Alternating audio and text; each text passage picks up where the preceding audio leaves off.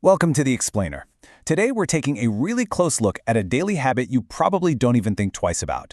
We're going to dive into why your daily stroll might actually be destroying your joints, overloading your cardiovascular system, and completely wrecking your posture.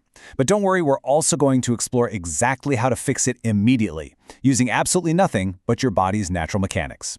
Every single day, people who walk consistently for 30 minutes or more end up with aching knees, chronic fatigue, and even numbness in their legs. They literally feel like they're getting worse, not better. So you might be wondering, what's going on here? Well, the crucial point is that if you're walking consistently but feeling worse, the problem isn't that you're walking too little, it's that you are walking wrong. And walking wrong isn't just wasted effort, it actively drives chronic inflammation right through your tissues. Okay, let's quickly check our roadmap for today. We'll be covering 1. Why walking changes after 50, 2. The pre-walk setup mistakes, 3. Breaking your body's mechanics, 4. The hidden danger of your phone, 5. The ignored phase, recovery, and finally 6. Your new walking prescription. Let's start with part 1, why walking changes after 50, and the unavoidable physiological cascade. Under the hood, your body is dealing with 4 major shifts that turn proper walking into a genuine medical necessity, not just a casual hobby. First up, you face sarcopenia. You're losing 1 to 2% of your muscle mass every single year. That's up to 20% over a decade, which completely destroys your joint stability and balance. Second, your cartilage, which has no blood supply of its own, is literally starving. It relies entirely on movement to push lubricating synovial fluid into it. Third, your metabolism drops by 2 to 3% per decade, meaning the exact same lifestyle you had at 30 now causes weight gain. And finally, your circulation loses efficiency, leading to cold feet and leg cramps. Now, walking can fix all 4 of these things, but only if you do it right. Moving right along to part 2, the pre-walk setup mistakes, shoes, speed, and scheduling. The fundamental rule we have to accept here is that the exact same mistake your body forgave at 30 without a second thought will now generate real, painful symptoms at 55. Why is that? Because your physical resilience, the elasticity of your blood vessels, and the durability of your joints have naturally decreased. Your margin for error is simply much smaller now. Let's look at mistake number 1. Starting too fast. Skipping a simple 3 to 5 minute leisurely warm-up is disastrous. Because your muscles are cold and less elastic, you risk microscopic rips in the tissue. Meanwhile, the synovial fluid hasn't spread evenly yet, leaving your joints grinding dry. On top of all that, your heart rate and blood pressure spike sharply, which places a ton of unnecessary stress on your less elastic aging vessels. Another massive setup error is ignoring your shoes. As you age, the natural fat pads on the soles of your feet thin out, and your foot arches begin to weaken or even collapse. Because these natural shock absorbers diminish, your shoes have to pick up the slack. Think of them like the suspension on a car. If they look fine on the outside, but the shocks are totally shot, you're going to feel every single bump. Replacing them roughly once a year isn't a sales pitch, it is literal osteoarthritis prevention. The next mistake is falling into the weekend warrior trap. Going for one long, exhausting walk on a Sunday after days of complete rest is a massive stress event for unprepared cold muscles. Your body just doesn't adapt to isolated bursts of activity. It requires training adaptation, which means it needs repeated, consistent signals of 20 to 30 minutes, 5 to 6 days a week to actually strengthen your heart and vessels.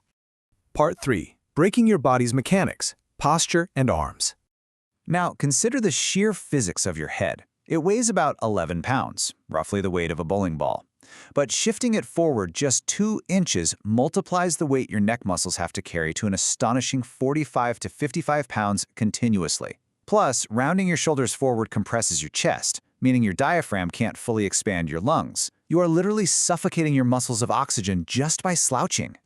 Then there are your arms. If you walk with motionless arms, maybe they're shoved in your pockets or pinned to your sides, you disrupt a vital pattern called cross-coordination. This pattern is hardwired into your nervous system to distribute weight symmetrically across your spine. Without that arm swing, your lower back is forced to over-rotate to compensate for the asymmetry, which frequently triggers intense lower back pain and completely robs you of metabolic calorie burn. On to part 4, the hidden danger, your phone, distraction, and fall risk.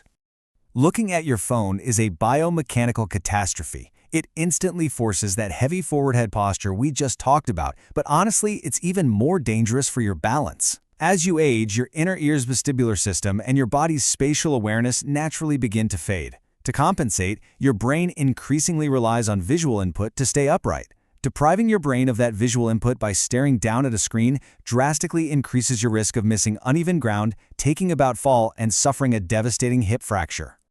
Walking is profoundly beneficial for your brain, but only if you are actually present. It's a neurological exercise in spatial awareness, coordination, and attention. When your brain is absorbed in your phone, that benefit disappears completely.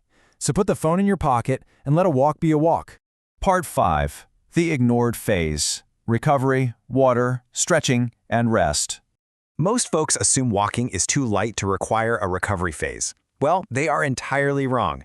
Let's look at what your muscles are actually made of. Muscle tissue is roughly 70 to 75% water.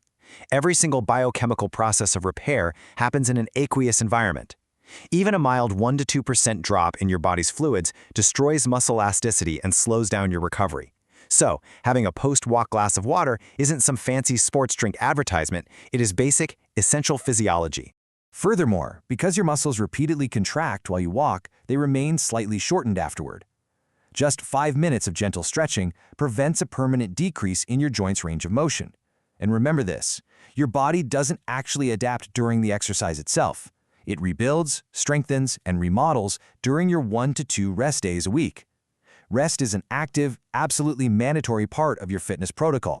Which brings us to Part 6, your new walking prescription and the 7 rules for pain-free walking.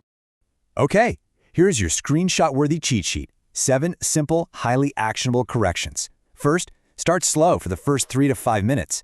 Second, straighten your posture by imagining a thread pulling you gently upward. Third, replace those shoes yearly. Fourth, aim for 20 to 30 minutes, 5 to 6 days a week.